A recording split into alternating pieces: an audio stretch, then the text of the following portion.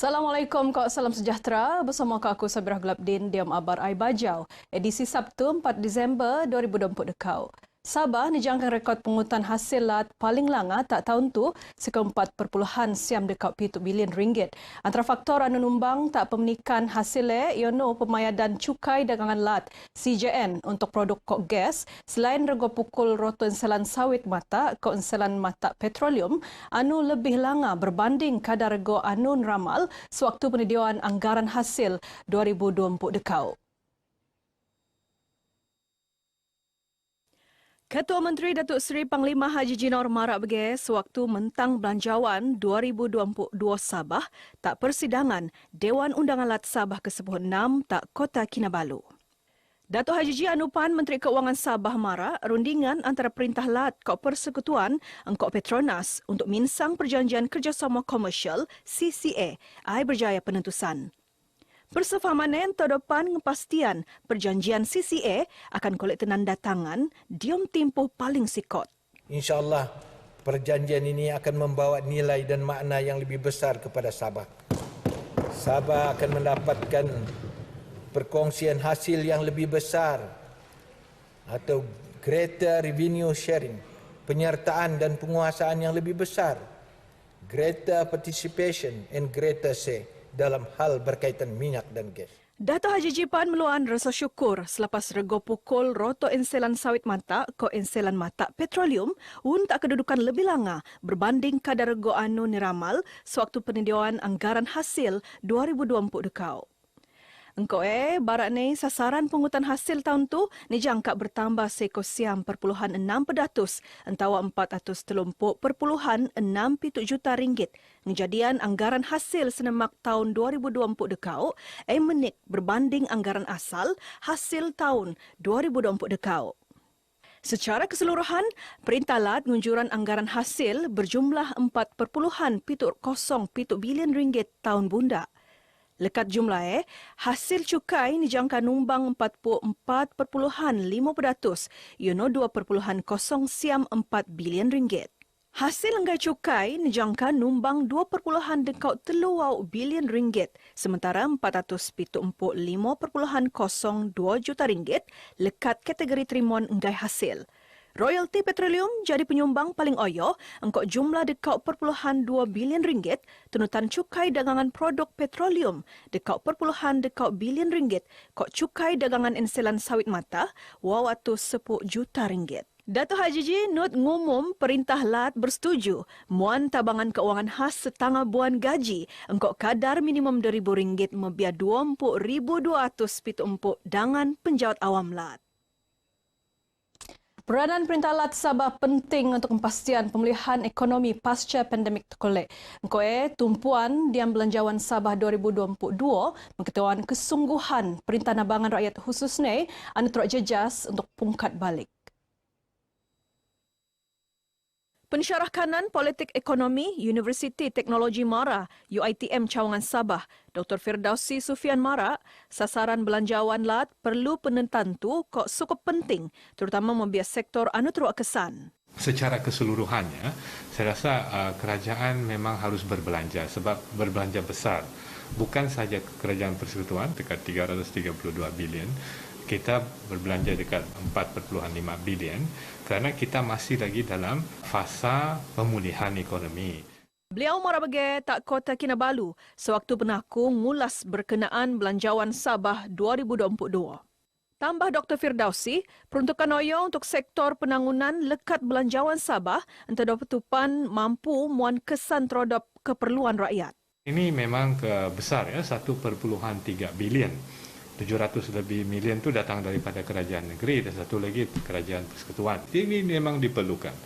Sebab bila kita cakap pembangunan, memang kita perlukan di Sabah ini. Kerana spin-off dia itu.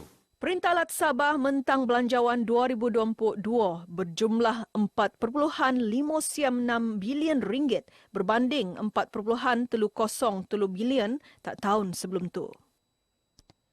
Perkembangan semasa COVID-19 siam. Tunutan varian bau Omicron anu teruk kesan uno dia melatu rakyat Sabah penahku lebih berjogo-jogo engkau ketekuan virusnya kok ngendok pika paling alap menjugawan diri untuk melagan jangkitan. Menteri Kerajaan Tempatan Kok Perumahan, Datuk Seri Panglima Masidi Manjun, diam kenyataan Nemara, pematuhan tak SOP, engkau pengendoan vaksin anu lengkap perlu jadi keutamaan tak setiap individu, khususnya golongan band risiko.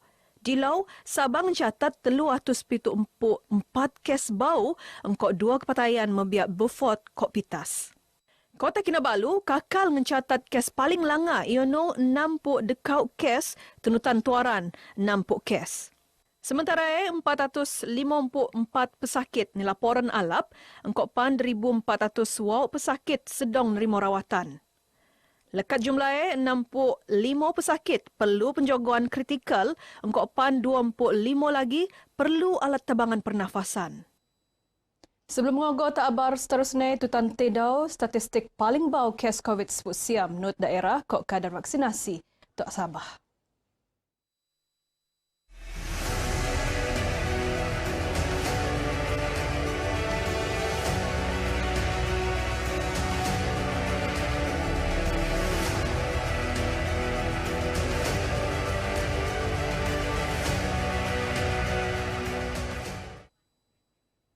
Yan Panmai dan Keramaian entawam sedua anu nyanjuran wajib nadiawan kod QR My Sejahtera kok jomo tekopan perlu lengkap dos vaksin. Ketua Polis Daerah Tuaran DSP Muhammad Hamizi Halim Mara itu untuk mengawal pergerakan jomo teko khususnya mebiat ketuan anu iko. Bertutur tak RTM tak Tuaran, DSP Muhammad Hamizi Mara rondaan akan benua tak kawasan tumpuan jomo ramai untuk memastikan SOP tunutan.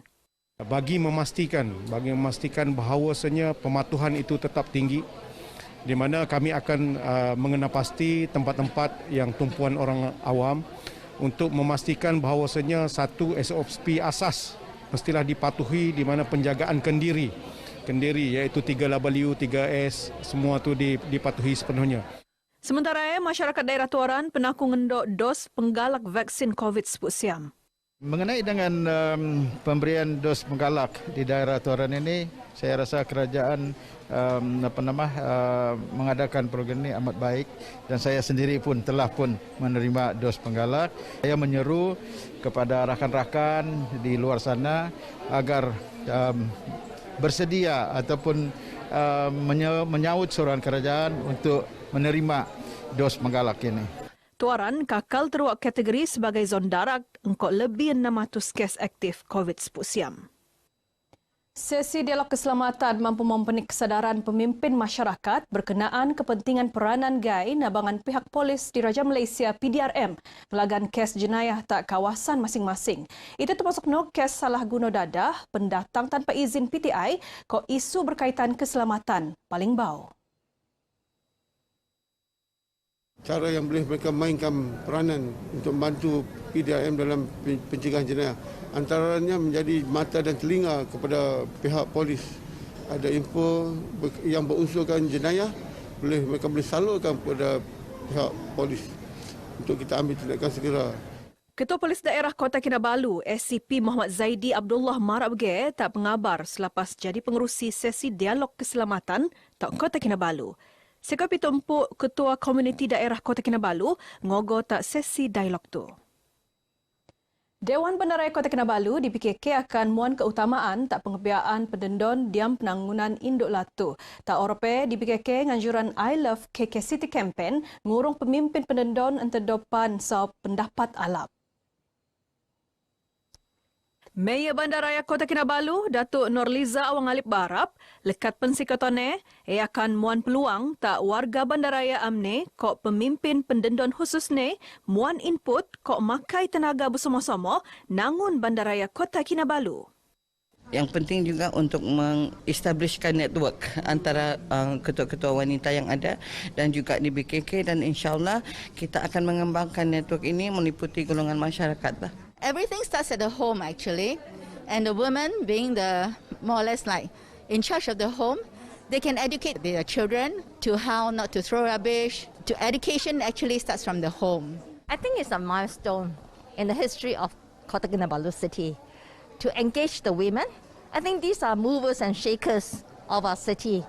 Women who are proactive, who look at things positively. Gai tenemuan pengabar sempena programe tak Kota Kinabalu. Program tu not muan peluang tak pemimpin pendendon seaup aspirasi kok cadangan untuk kolek objektif secara holistik. Sembilan pihak perlu bersama-sama menjagaan sumber alam semula jadi, khususnya tak Taman-Taman Sabah. Tak masa somo, masyarakat PAN perlu narusan hubungan tradisi amalan budaya komuniti untuk faedah generasi akan teko. Peranan komuniti Boy Muan Kesan Oyo terhadap kejayaan program penjagaan taman diam jangka masa ta. Matlamat utama yang mengadakan hari komuniti ini adalah untuk mengeratkan lagi hubungan spiritual di antara Gunung Kinabalu dan komuniti ataupun kita panggil dia Kakapan Gayongaran. Timbalan Pengerusi Pemegang Amanah Taman-Taman Sabah, Peter Lintar, tenemuan RTM selepas ngerasmian penangguhan Lau Komuniti Tapak Warisan Dunia Taman Kinabalu 2024 dekau tak kundasang Ranau. Sampangannya sebagai simbolik diam tradisi pemeliharaan taman khususnya Gunung Kinabalu. Sempena sampangan tu pan seko 20 individu tepane nakat Gunung Kinabalu secara persuma. Nut peneteko anugerai ko pelancongan ko sijil penggeregoan tak peserta Kakakapan 2024 dekau. Selain destinasi pelancongan paling terkilo, Kundasang berpotensi jadi pusat perkembangan ilmu Islam. Yono lekat Institut Latihan Islam Malaysia, ILIM, Kampus Kundasang, anu diurus oleh Jabatan Kemajuan Islam Malaysia, JAKIM.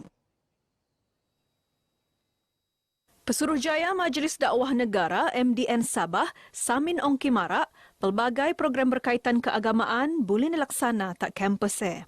Saya sangat gembira di atas sambutan masyarakat di Kundasang ini dan tajuk yang kita pilih malam ini, kerjaku ibadahku, sangat sesuai dengan penduduk-penduduk Kundasang yang terkenal dengan kegigihan bekerja semada dalam bidang pertanian, perniagaan dan seumpamanya.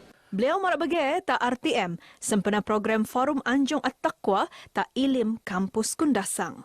Kita merasakan program sebegini sebenarnya satu program yang sangat baik untuk memasyarakatkan ILIM Kampus Kundasang ini sendiri bersama penduduk-penduduk Kampung Mesilau, Ketua Kampung JPKK dan warga Kundasang amnya supaya kita boleh jadi satu destinasi pelancongan ilmu. Forum tajuknya Kerjaku Ibadahku, tunut senior secara langsung lekat Sabah FM. Mesti ikhlas. Yang kedua, kita buat sebaik mungkin, komitmen kena bagus. Yang ketiga, the quality of our work. Kita jangan buat kerja sambil lewa dan sebagainya. Kita buat kerja yang terbaik mungkin sampai orang puas hati. Bagian barai baja kumop tu, terima kasih keluarga Malaysia kerana bangan lat kolek kadar vaksinasi anu langa. Assalamualaikum, kau salam sejahtera.